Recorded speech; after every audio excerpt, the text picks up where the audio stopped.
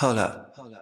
Wait a minute. This is Carla Renata, aka the Curvy Critic, and I shoot straight from the hip.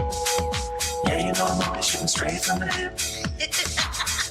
Let's take a trip around the curve.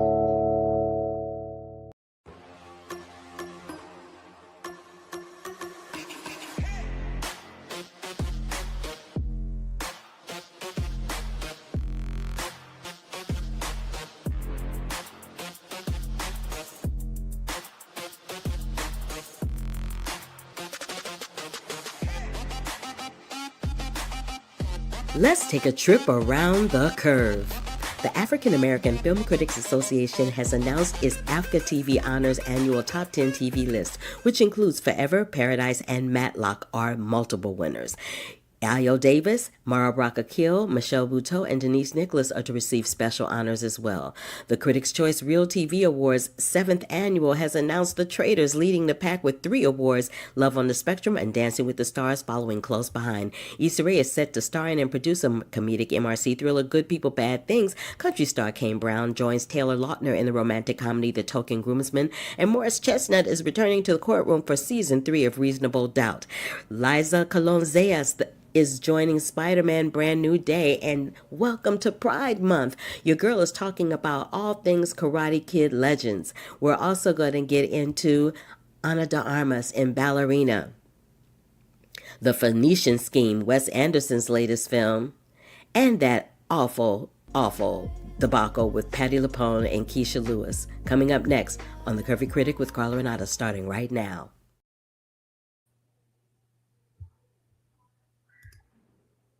Hi, everybody. Be like click, click, click, and I don't know what's going to come up and what's not. Hello. I have a little bit of a cold, so that's why I sound a little scruffy. I've been in the bed nursing it all weekend. I know I don't look like I'm sick, but I sound awful. Having said that, thank you so much for joining me for this episode of The Curvy Critic with Carla Renata.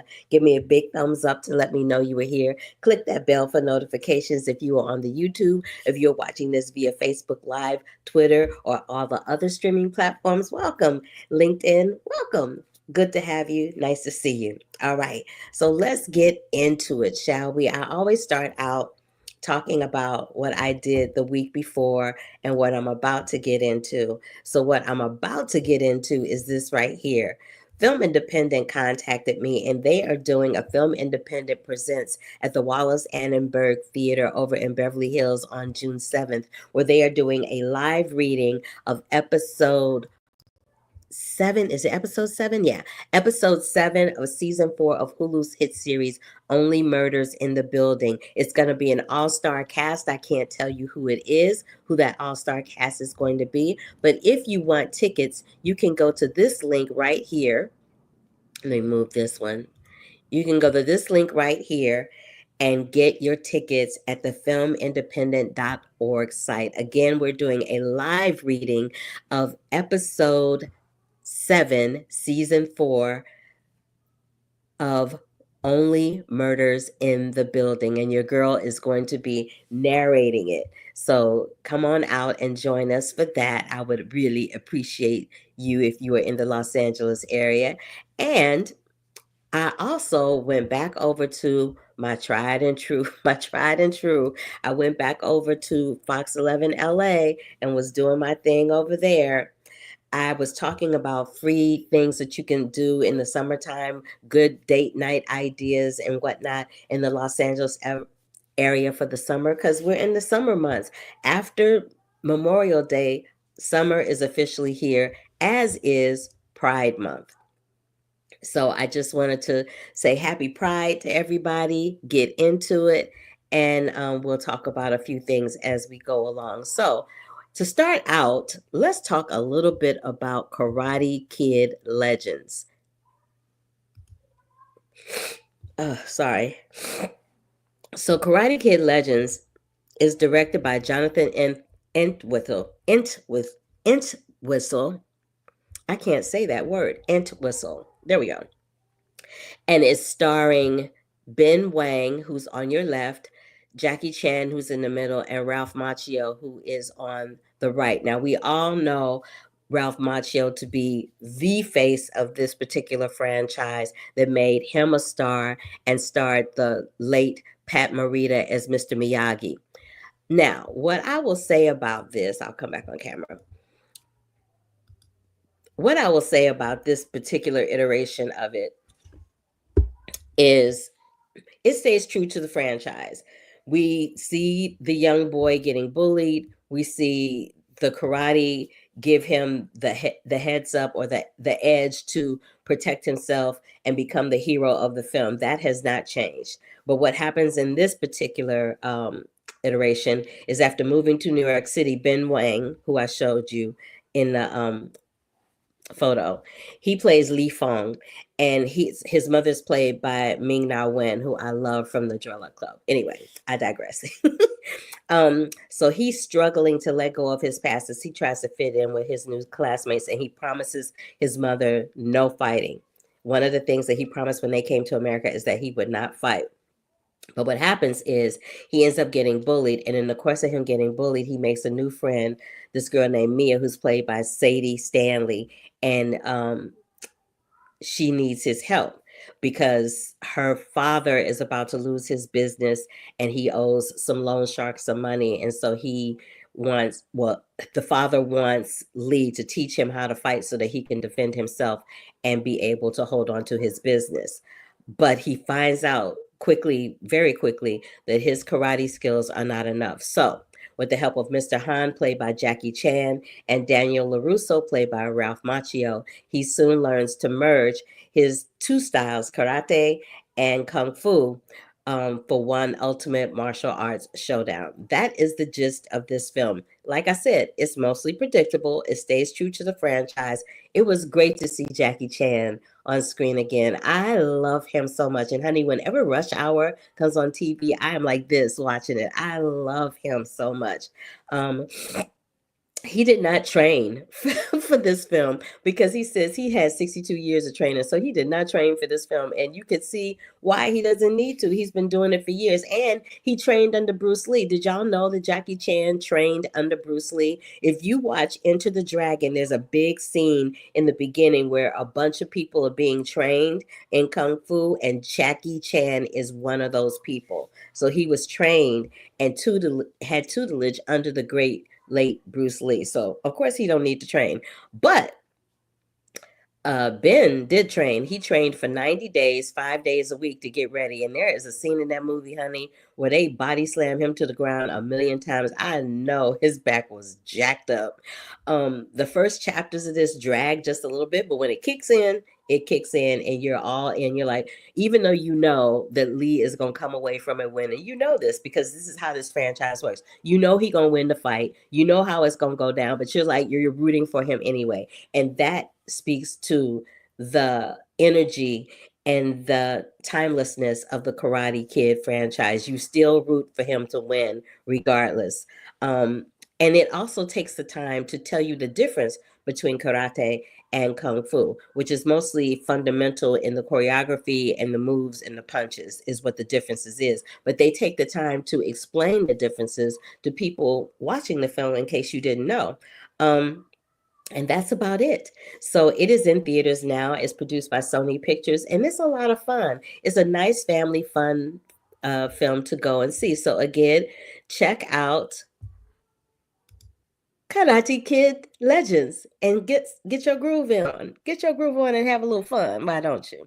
I wanted to bring this up before I go on. There's this thing I love to go to called Street Food Cinema. And on June 14th, which is coming up in a couple of weeks, at the Archery Museum of the American West, which is right across the street from Griffith Park, they're doing a 30th anniversary screening. Well, Disney, as part of their D23 program, is doing a 30th anniversary screening of Disney, A Goofy Movie.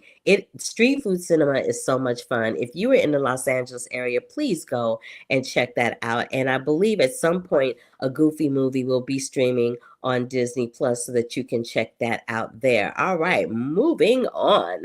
Let's talk a little bit about the Phoenician Scheme. So The Phoenician Scheme is Wes Anderson's latest film. And it's hilarious because they really don't give you a whole lot of information about this film. Literally, when you look it up online, it says a story of a family and a family business. I think that is freaking hilarious. But what The Phoenician Scheme is there's this wealthy businessman named Jaja Corda, who's played by Benicio del Toro. And he appoints his only daughter, Liesl, who's played by Mia Therapolitan. Hopefully I said her name right. Mia, girl, I'm sorry if I butchered your name. We're just going to say Mia. She plays a nun, and she's the sole heir to Jaja's estate. As Jaja embarks on a new enterprise, the two of them soon become the target of scheming tycoons, foreign terrorists, and determined assassins. Jaja cannot be killed. And the joke of it being every time they show up in a scene, they gift hand grenades because it's hilarious. Because no matter how many hand grenades they give away as gifts, Jaja cannot be killed. It's kind of like when I watched it, I kind of got the vibes of it being like a certain person that shall remain nameless, that's in office right now, where everyone around him seems to go to jail, seems to get indicted, seems to have their careers ruined, but nothing really kind of seems to happen to him, and he's never held accountable for his actions. When I was watching The Phoenician Scheme, that is the first thing that hit my mind. There's a plethora of colorful characters. Scarlett Johansson is up in there again. Jeffrey Wright is up in there. I love Jeffrey Wright up in this movie. I love seeing people of color in circumstances where you don't normally see them, because to me, that says that the filmmaker is about telling the story, and he's not focused on what color this person is or what ethnicity that person is. He just wants to tell a story. Benedict Cumberbatch is up in here as Uncle Newbar, giving me life. So what's happening is they have a list of people that they have to go to that have to put in money in order for him not to be killed. And the way it happens is broken down by percentages. And when they get to Uncle Newbar, him meaning Benicio del Toro, him and Benedict Cumberbatch get into this fight that is just, it's the best thing in the film. It is the best thing in the film. And I've never seen Benedict Cumberbatch play such a kitschy, crazy character. It was really exciting to see. Their fight is epic. We also see Hope Davis, Riz Ahmed, and Rupert Friend in this. But Michael Cera is the one, other than Benedict Cumberbatch, that you walk away from this film going, okay, he did his thing. Because in the beginning, he's giving you a kind of unexpected genius tutor translator, and then he goes from that to kind of like this really savvy spy. It's Michael Cera's characterization of what he does in this film is really kind of A+, and I love that for him, because we're used to seeing him do a certain thing all the time, and that is not the case this time. This opening sequence of this film is worth the price of admission alone. It's an opening sequence that has Jaja in a tub being taken care of by a bunch of nurses that are swirling about, but it's all done in extremely slow motion with the credits rolling. And usually the credits roll at the end of a movie, but in this film, they're rolling at the beginning, and it really sets up the tone for the film. I loved it. It was a cinematic visual feast that tells a lot in a very short period of time. This film is also a film about family. This is a dad who desperately wants a second chance with his daughter. And at the end of all this craziness that you see, that is the message that you take away when you watch The Phoenician Scheme. So again, it also is in theaters right now, and it is Wes Anderson's latest film. All right. Next, I'm going to get into a little ballerina action. I've talked to y'all about Ballerina a million times. I love Ballerina. I love Ana de Armas. This film is coming into theaters on June 6th. It is directed by Lynn Wiseman. It's starring Ana de Armas, Ian McShane, and Keanu Reeves.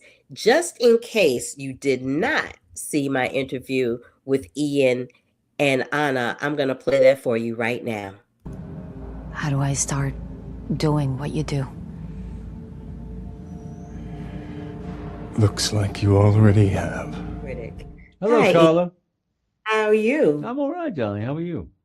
I'm doing just Good. fine. I'm a huge fan of your work. I've been watching you for decades, and I think you're such a smart and exemplary actor. Thank you So very it's my much, pleasure darling. I to speak to you appreciate it. today. Yeah, of course. So I feel like Winston in the John Wick franchise is a bit of a mental assassin. How would you characterize That's a him? good word. Yeah, mental assassin. He's the keeper of secrets. He's the Wick whisperer. He knows where the bodies are buried. You know, it's like that's why he survived so long. But I think it's good that you still don't know who Winston is. It's kind of good. I mean, all I know, is that is he related to John? I mean, the last word you heard him saying in episode 4 was, when you think John Wick's dead, the coffin is "Das Vidanya, my sin," which is "Goodbye, my son," in Russian. And he's also got does he have a tattoo? But again, you don't want to give too much away the entire time. I think that's what this series has been good about, is not throwing everything out. I mean, the action is phenomenal. And they don't try and be too smart the whole time about throwing off direction. I mean, they leave enough breadcrumbs, as we talk about in the script, for the audience to follow and make their own decisions. That's why they ask questions. Oh, is this? It's like Anna's character in this. I mean, you introduced her in episode 3 as a kid ballet dancer, but you didn't know her back story. So when we did the original shoot, what was it? Coming up 2 years ago in Prague, and then when they put the film together about a year later, and they decided to do some new shoots, which is quite normal in Hollywood. It's got nothing to do. People go, "Oh, it must be." Well, they're doing. You say no. What you did was we then introduced the opening sequence of her as a kid and me meeting her. That opening sequence, which gives an emotional resonance to the rest of the film, which wasn't there before. So now you have so you know what she sort of went through as a kid, and there's a reference, and you can imagine sort of, because she and John are from the same background, this Ruska Roma. The society, whatever. So you know that they have a similarity between them.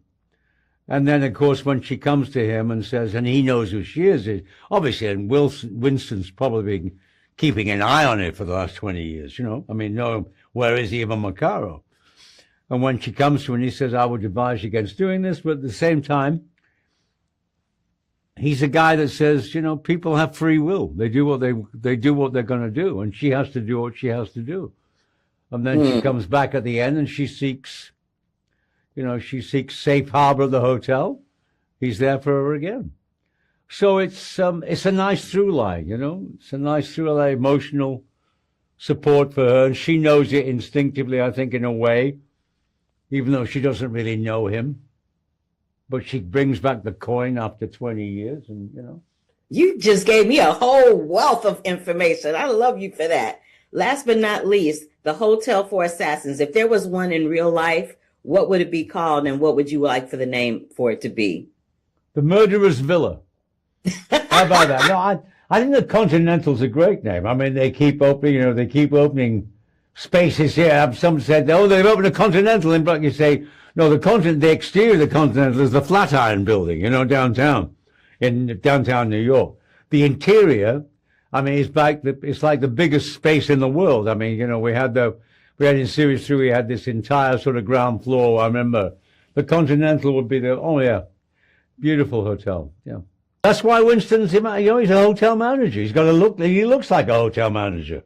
He's got to be, he's got to be taking care of everybody, But I love that. And he does kind of take care of everybody. Oh, absolutely. Ian, you are so lovely, and that is my time. I really enjoyed speaking with you. I hope we have the opportunity to do it much more in the future. Nice talking to you, darling. Have a good day, yeah? You too. First and foremost, girl, I just need to know that scene with the dishes.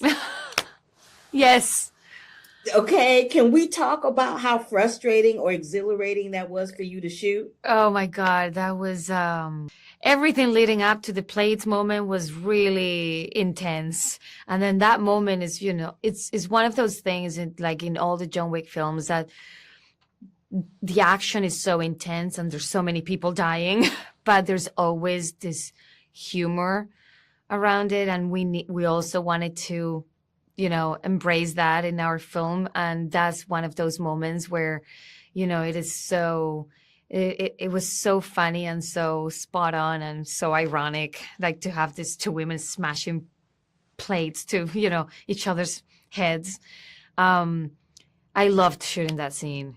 It is definitely, all that restaurant scene is one of my favorite ones. And let's talk about in that same location in the restaurant scene where your legs are wrapped around old boy's neck and he's slamming you down. How do you train for something like that? Because I was like, girl, every time you hit the table, I was like, ooh, ooh. I was working with the best team, everyone, even though we were going all in, everyone was always like super safe and careful, and we did rehearse a lot. And for me, the training, it was so great the way they did it, because it was a build up, for me to get to that point. It was the perfect gradient. Like, we started with literally learning to do a cartwheel to get to that point, so, you just get strong and tough, and you're all bruised, but it's fine. You just push through it. And when they show you the scene and the design of it and what they want to do with the choreo, it is so exciting and badass that I say, I want to do it. I want to be a part of it. So we just gonna thank a cartwheel for that. Okay. Love that. And what was it like for you to reunite with Keanu? Because I know you've worked with him 3 times in the past. Yeah. Yeah. This is our 3rd film together, and it was amazing. I love being around Keanu, on set and off set. He's a wonderful actor, and he's so happy doing this kind of movies. This is his world, the John Wick world, and to have him now my movie supporting me and giving me my, his blessing in a way, it is something very meaningful and very special for me, after so many years of knowing each other. And he leads by example. I was just there rehearsing with him, and it's just like, he's so wonderful at it, and you just have to look at him and yeah. Well, you know what? You lead by example, because you're opening a door for women that look like you to be like, oh, I can make these kind of films. I can lead these types of films. And I love that for you. Thank and you. I love I hope that you so. gave me a slice of your time today. Thank you so Yes. much. Thank you. All right. Bye. Bye. Have a good one. You too. All right. So let's get into Miss Ballerina.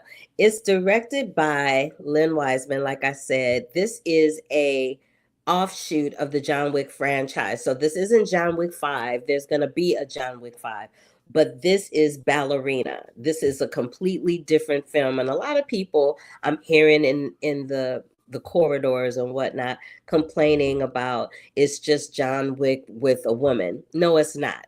This is a story. She is given her own origin story. We learn what Eve's situation is. We learn why she becomes the way she becomes. We learn why she's doing what she's doing. And I meant what I said to her when I said she's picking up the mantle where Charlize Theron and Angelina Jolie left off, with franchises of films where they are action adventure stars. I love seeing women doing this, because it lets Hollywood know that the women can hold their own as fiercely as the men can. You don't always have to have a male lead to have people go and watch an action adventure film. People will go see it if a woman is leading the film. The scenes in that film are ridiculous. There's scenes that I discussed with Ana in the kitchen where they're doing this thing with some plates. There's a whole scene where she is in a club on ice, doing some stuff on some ice. She's in the snow, doing stuff in the snow. And baby, she's got a flamethrower and letting people have it.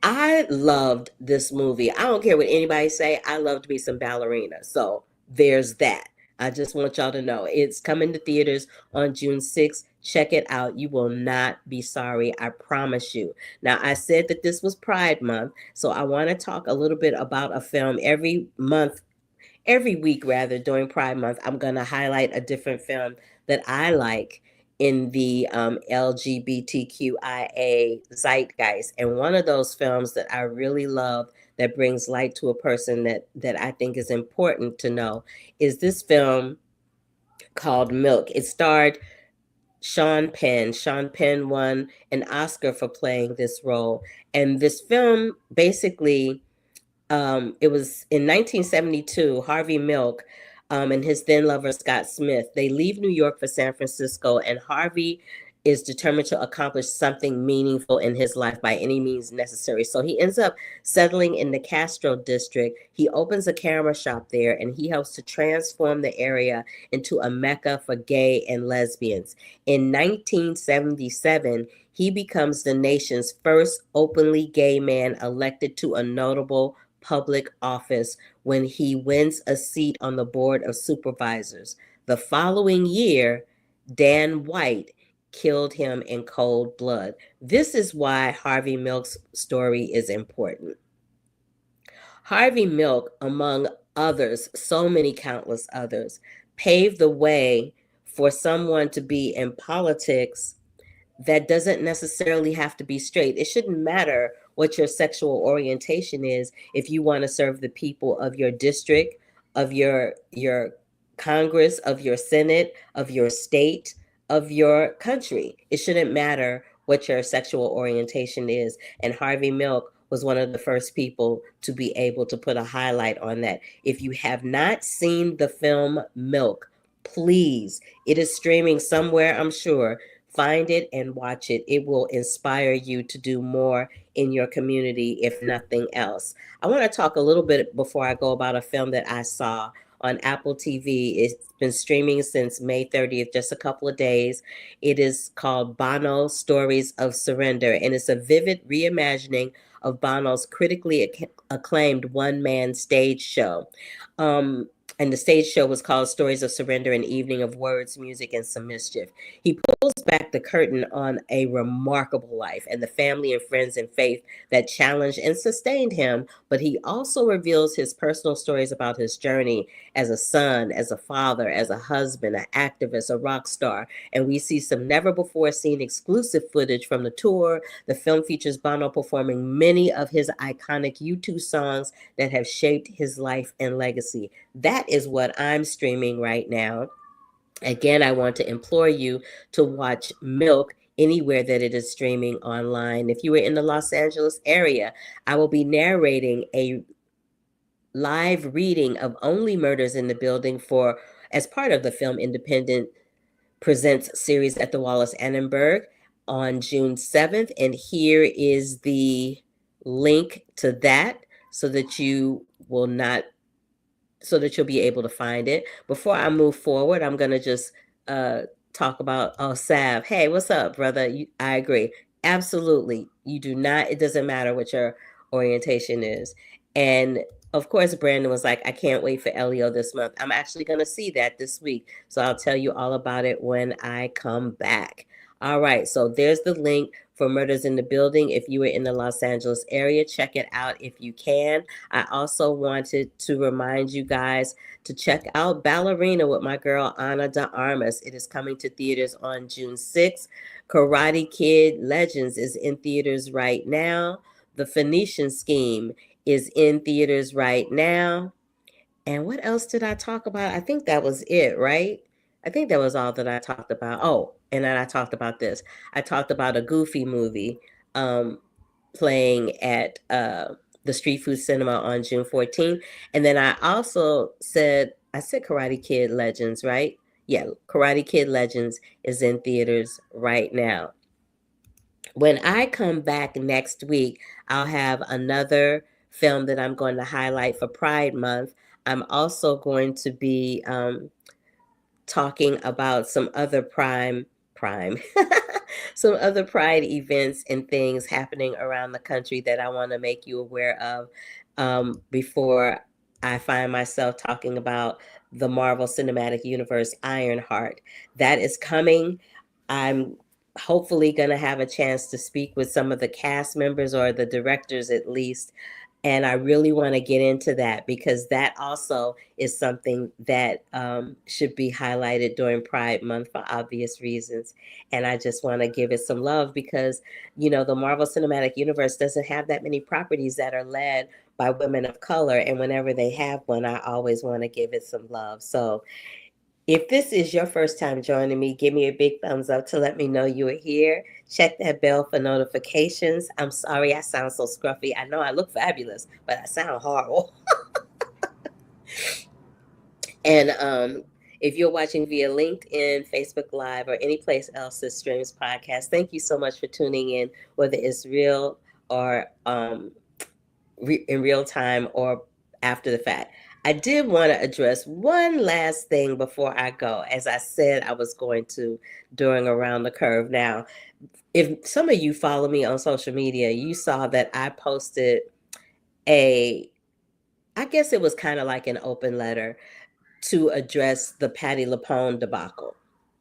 Let's just talk about that for a second. So basically what happened was Patti LuPone granted an interview to a publication called The New Yorker. And in that interview, she called Keisha Lewis, one of the stars and Tony winners of Hell's Kitchen, a name. No reason for it, just was in the moment and, said what she said. Well, I saw the article, and this is just one of many times that Miss LuPone has popped off at the mouth, and she is known in the Broadway community for saying what she says and being unapologetic about it. She's done it for decades. Nobody ever calls her on it. Nobody says anything to her about it. They're just like, oh, it's Patti. You know what I mean? But this particular time was different because she began comparing her career to Keisha's career and how many shows they had been in on Broadway and how long they'd been in the Broadway zeitgeist and what constitutes a legend versus what doesn't constitute a legend. And it was quite ridiculous, to be honest. And I was upset about it because, I, like many other musical theater geeks, have seen Patti LuPone on stage numerous times, and she is indeed a legend and iconic. There is no debating that. But when she started coming for Keisha, and then she started, not really attacking Audra McDonald, but feeling some kind of way about Audra McDonald because Audra put some emojis supporting Keisha when Keisha did an open letter to Patti LuPone about the whole Hell's Kitchen and this Too Loud situation. It just was petty. It was petty, and it was beneath her. It was beneath her as a person. It was beneath her as a legend. It was beneath her as a human being to speak about these women this way in an article in a very well-respected publication. So I said what I said, and maybe 24, 48 hours later, Ms. LuPone issued an apology. This is what I'll say about that. The apology starts out with her saying basically what I said, that she's been known for speaking her mind and unapologetically so until now. And today that changes. And she goes on to apologize for the manner in which she spoke and what she said. This is the thing. This is Emmy season. So she didn't apologize immediately. She apologized only when the news of her saying what she said was everywhere. Like you couldn't turn on a computer or the news without hearing about it. And it's Emmy season. And she's in that TV series that's a Marvel Cinematic Universe property, Agatha All Along. The possibility of her getting nominated for an Emmy would be in jeopardy as a result of this situation that's happened. So I'm thinking she probably didn't apologize because she meant it. I'm thinking she probably apologized because she won that Emmy nomination, if I'm being honest.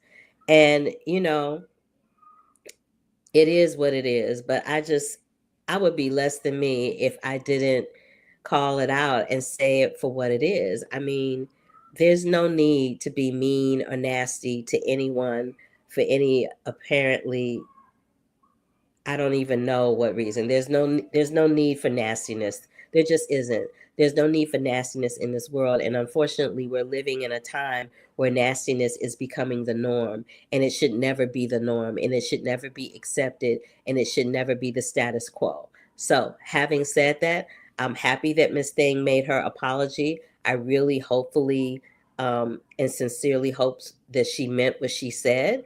It won't change how I feel about my sisters Keisha, Audra, or Lilius, who she also said something about at one point in time. It's not going to change the fact that I think that she's iconic. What I don't think she is was very kind in this particular situation. And so hopefully, we can all move on with our lives and she can move on with hers. And hopefully she's learned the lesson to be a little kinder moving forward on the other side of it. So that's my 2 cents about that little situation. And I will see y'all on the flip side, okay? Love, peace, and hair grease, and deuces until the next time. Bye.